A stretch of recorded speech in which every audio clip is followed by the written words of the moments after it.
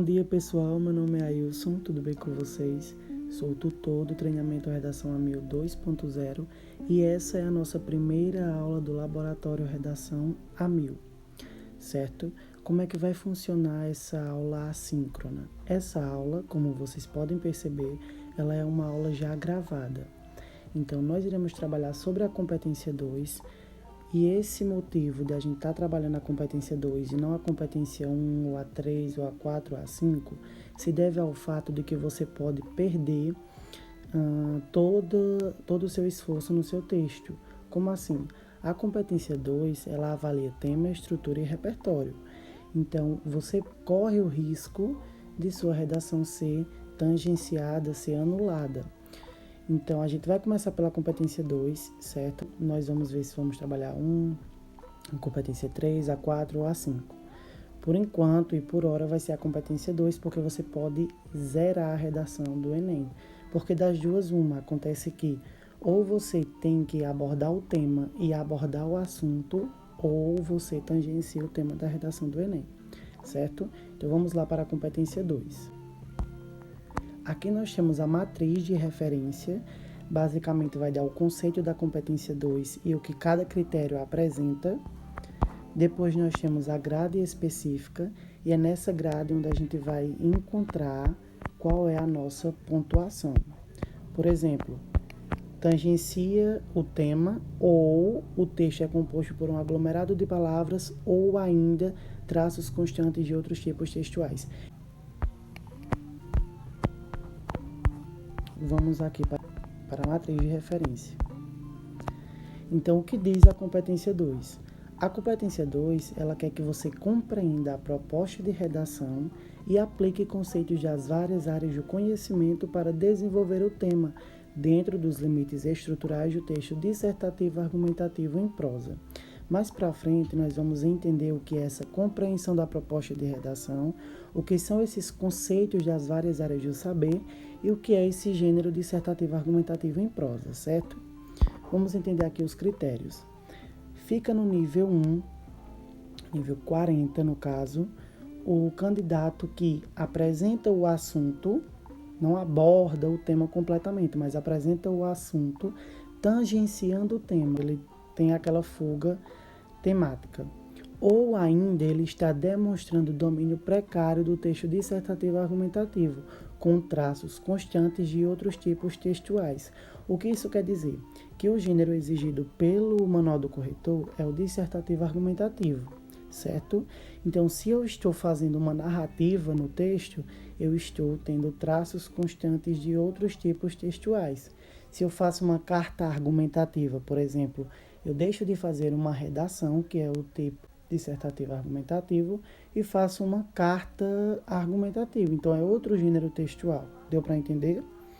O nível 2. Desenvolve o tema recorrendo à cópia de trechos dos textos motivadores ou apresenta domínio precário, insuficiente do texto dissertativo argumentativo, não atendendo à estrutura com proposição, argumentação e conclusão.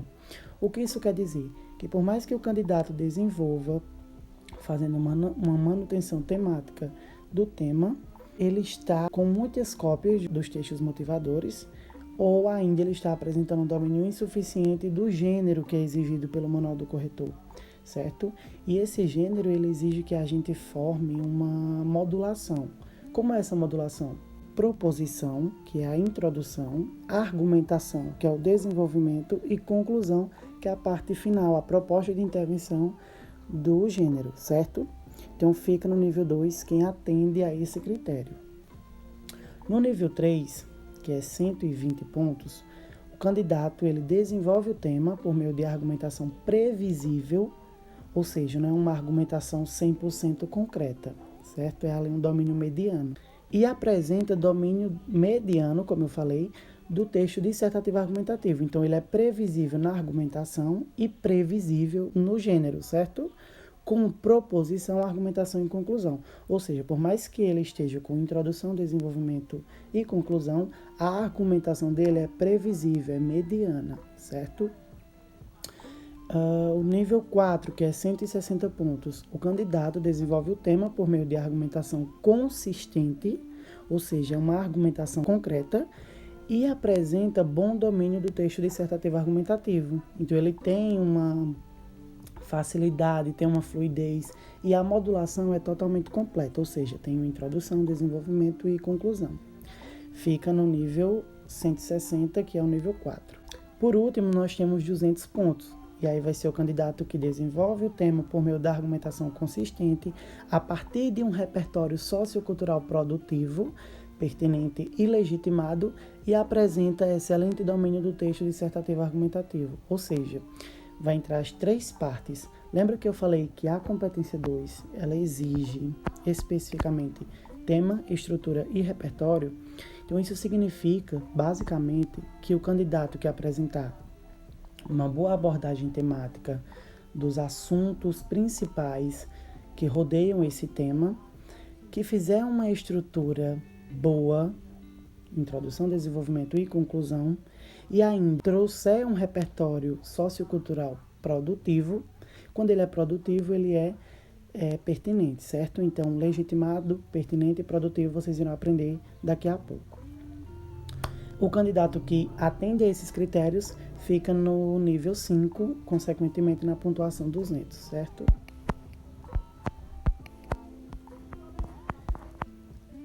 A grade específica é muito complexa, então eu vou deixar o material para vocês baixarem e quando vocês estiverem com as redações de vocês e quiserem fazer uma autocorreção, vocês vão na grade específica de cada competência, que ao longo do curso eu vou deixando aqui para vocês irem baixando, e aí vocês vão tentar entender o porquê que vocês ficaram naquele nível. Então, se eu corrigir a redação de João e na competência 2 ele ficar no nível 3, 120, é porque a abordagem estava completa do tema, tinham as 3 partes do texto, ou seja, a introdução, desenvolvimento e conclusão, e uma delas poderiam ser embrionária, ou seja, com apenas 2 linhas. Ou ainda o repertório dele era baseado nos textos motivadores, certo? Então tem muita gente que acaba copiando o repertório, algum repertório aí dos textos motivadores e acabam ficando com 120, porque não apresentaram ao decorrer do texto outro repertório. Sendo assim, a nota ficará 120, certo? Então essa grade específica é para você enxergar qual foi a sua nota, baseado nos conceitos que apresentam cada critério, certo? E aí, nós vamos para a parte mais importante da competência 2. O que ela avalia? Lembra que lá na grade, lá na matriz de referência, eu li para vocês a definição da competência 2, o que ela avalia. Então, aqui eu trouxe bem estruturado o que são essas partes, quais são essas partes. Primeiro, a compreensão da proposta de redação. Segundo, o atendimento ao gênero dissertativo argumentativo. E, por último, o repertório sociocultural. Compreender a proposta de redação significa que você não deve apenas ler, mas precisa atender e obedecer o que foi proposto. Isto é, acompanhar os textos motivadores e, principalmente, entender que o tema parte de um problema. Certo? A compreensão de uma proposta de redação vai muito além de apenas ler ela. A gente tem que entender o que cada texto está tentando nos mostrar, o que cada gráfico está representando. Isso sim é uma compreensão da proposta de redação, certo? O gênero dissertativo argumentativo, quando a gente atende a esse gênero, ele diz que é um gênero discursivo, que deve defender um ponto de vista, consequentemente significa a sua tese, com argumentos. Para este gênero, é fundamental que seja apresentado 3 partes primordiais: introdução, desenvolvimento e conclusão.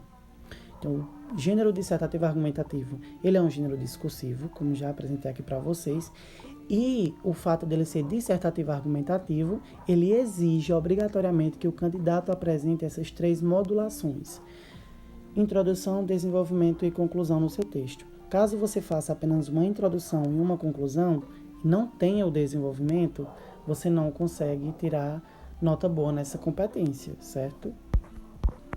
Repertório. O repertório sociocultural consiste na utilização de conceitos, de conhecimentos de outros campos, como, por exemplo, história, filosofia, educação, economia, cultura e etc. O repertório sociocultural, ele pode ser uma alusão a um filme, a uma série, a um dado estatístico, a um livro, a uma teoria de autoridade, por exemplo, segundo o sociólogo francês Sartre, pipipipopopó, aquela citação. Ou filosófica ou sociológica, tanto faz. Pronto, esse é o repertório sociocultural. E você pode utilizar, assim, ele em diversas vezes no seu texto. Nós recomendamos que sejam em 3 momentos do texto, na introdução, no desenvolvimento 1 e no desenvolvimento 2, certo? Então, logo no começo, lá no curso, na plataforma, eu ensinei para vocês como é que vocês vão usar esse repertório, certo? Lá na introdução, no desenvolvimento 1 e no desenvolvimento 2. Por que nesses locais? Porque é aí que entra a parte da estrutura do texto dissertativo argumentativo. Então, tema, estrutura e repertório. O local, a seleção onde esse repertório vai estar inserido é o que vai avaliar na competência 3, por exemplo, que é a seleção dos argumentos dos seus repertórios e tudo mais. Então, o repertório sociocultural é a hora de você soltar a imaginação, claro, precisando ser legitimado, é o que a gente vai trabalhar aqui, ó, legitimado, pertinente e produtivo, certo? E o que é um repertório legitimado, Ailson? Segundo o INEP, o Manual do Corretor, trata-se de repertório em que se utilizam informações, fatos, situações e experiências vividas com respaldo nas áreas de conhecimento. Então, não adianta eu trazer um filme que nunca existiu na Netflix, por exemplo, e trazer para a minha redação, inventar aquele filme, sendo que ele não existe. Então, se o seu repertório ele não é legitimado, você já perde aí 40 pontos na competência 2, certo? O que é um repertório pertinente?